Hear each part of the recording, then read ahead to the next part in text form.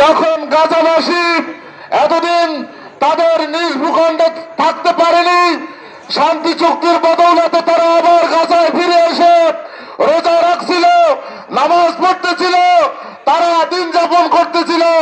ঠিক এই সময় বারবার ইসরায়েল আবার শান্তি চুক্তি ভঙ্গ করে মুসলমানদের উপরে হামলা চালিয়েছে।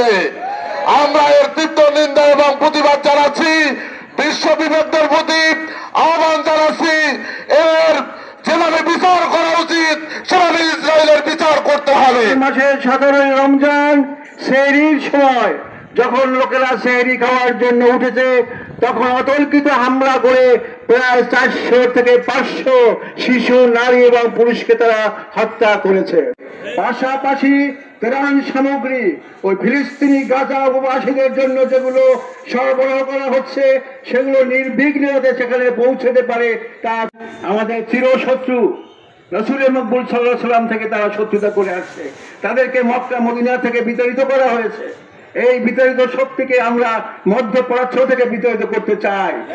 মুসলিম বিশ্ব যদি ঐক্যবদ্ধভাবে একটুখানি ইহুদি রাষ্ট্র উপরে তারা যদি মোটামুটি শক্তি সাহস নিয়ে আক্রমণ করে, তাহলে তাদের অস্তিত্ব বিলীন হতে বাধ্য। আমরা এই তীব্র ভাষায় বর্তমান সরকারকে উদাত্ত আহ্বান জানাতে চাই, এই পদক্ষেপ